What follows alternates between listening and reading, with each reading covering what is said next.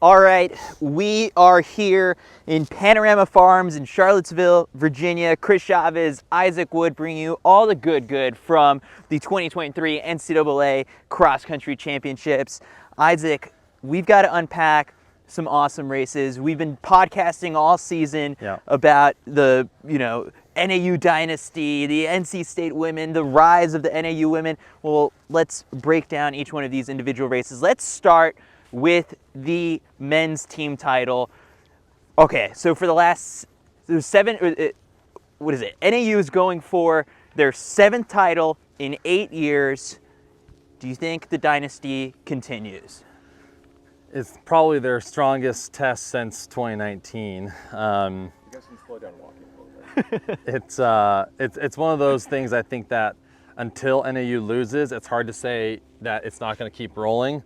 But I don't know if there's been a team as loaded and stacked as this Oklahoma State men's team is, and so NAU is going to have to put up their best fight that they've had to outside that blemish in 19. What do you think happened in the Oklahoma State team tent after that tiebreaker loss last year? Because it wasn't just like, all right, like we lost on our home course, but Dave Smith went back to work and retooled and brought back an even stronger team.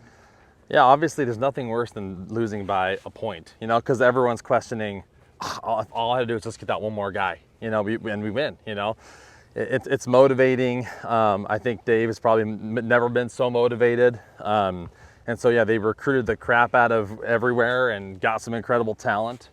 And now, they bring back some incredible talent. So when you mix in fresh new blood who are ready to rock and roll and guys who are super motivated from a 1-point loss, I think that's recipe for a national championship winning team. Explain, they have 3 big transfers in addition to Fuad Masaudi, Alex Meyer. They might be able to sneak 4 guys in the top 10. Yeah. On like the perfect day. Yeah, the perfect day. You're looking at Meyer, Musau, Kippen-Gedich, and Masaudi all getting top 10, and that's scary considering that. There's a lot of really good individuals who I think all think on the right day that they're going to be top 10, but when you have 4 from the same team that legitimately have a chance, like when you look at an NAU, you think, okay, maybe 2 or 3 guys on that team have a chance to do that, but when you look at Oklahoma State, you got 4 guys and maybe even, Adiso Gwadia from Israel, or even like a Will Muirhead who's been running really well. Like he's probably not a top 10 guy, but you're looking at like that when you get that compression closer and closer up to the front, it gives guys chances to have really fantastic breakout days that could happen on Saturday. How does NAU counter that then? NAU counters it with having 7 better. Their compression of that 1 through 5 spread could actually even be better, but a lot depends on what Nico does. Andrew Bosley starts up at the top with them in terms of that leadership and their experience at this meet. And they've got a lot of guys who have run at the national meet, right? You got Prosser, you got Lasteros from Wake Forest transfer, you got Brody Hasty who's been around a long time, and so they got a lot of guys with a lot of experience who know what it's like to be at this thing. The national championship race is a different beast. When the gun goes off, it's a different level of excitement, a different feel. You have to match that feel, and whatever that feel is is for each individual, it's different. And so in order to really have a great national day, you have to be able to channel that.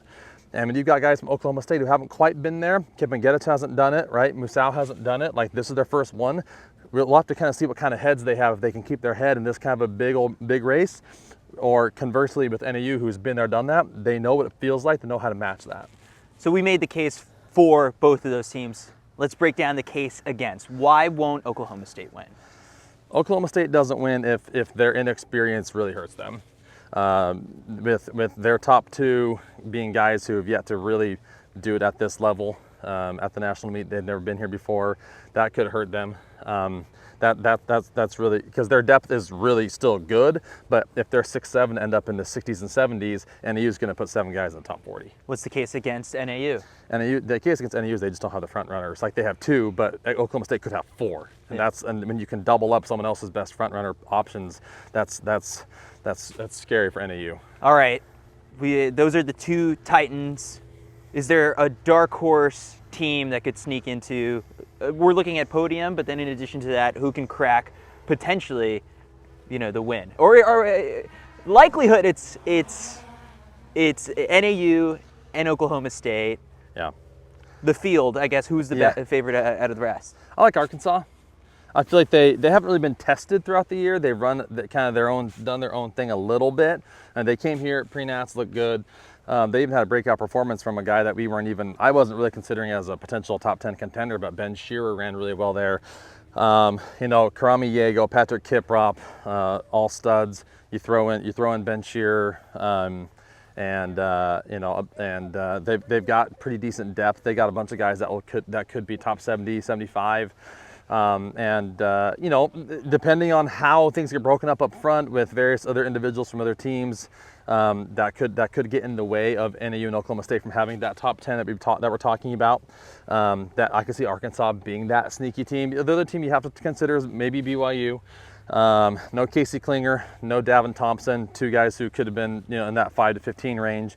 But, you know, Creed Thompson, Davin's twin, is still an excellent talent. Was he, what, third, I think, at Big 12s?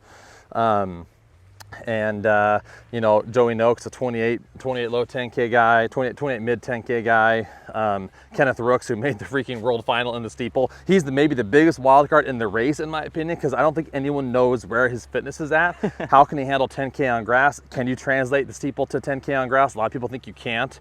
And so we'll have to kind of see what kind of a competitor he is and how well he runs here, because if he has a really, really special day, all of a sudden BYU's got 3 in the top 15 and you're like, well, maybe, you know, can they challenge here? You know, and anything can happen at NCAAs. So. All right, let's lock in your predictions for the men's team title race. Your podium, let's start at number 4. Who you got? BYU. Number 3. Arkansas. 2. Oh, this is where it's gonna get tricky. You know, you know what? We were talking earlier, and hey, D-Will. We were talking earlier. I can't do it. I cannot go against NAU. I'm gonna go Oklahoma State 2. I'm going NAU 1. I cannot go against a Michael Smith coach team. As far as I know, they're always the most prepared. They have the championship pedigree in their blood at this point. It's in the water in Flagstaff. And I'm gonna go NAU. This is crazy, because if we filmed this 10 minutes ago and just hit record, you would have, okay. I would have said Oklahoma State. The way you explained it was, on paper, if you just go by the numbers, yeah, Oklahoma State wins this thing. Yep. Nationals never happens the way you think it's gonna happen. NCAA's is a different beast. The gun goes off, people's heads go crazy. They can't handle it. Guess who can handle it? I think NAU can. I think it's tight. I think they're both it's another crazy low scoring tie. Maybe like, you know, both teams in the mid 50s again, maybe even high 40s. And that puts BYU and Arkansas needing to score in that 150 to 180 range to be that podium team. But I think, man, until NAU gets dethroned, I can't go against them. I've learned my lesson. For all those years at BYU, when I was doing the Wood Report and it was objective as I could freaking do it, and I still have BYU winning, and we would lose every time but 2019 when we shouldn't have. I think you got to go NAU. Look at that. We made it to the 1 mile mark. Take the inhaler. Yeah, get that heart rate down. And you heard it here. Isaac's going with NAU to continue the dynasty.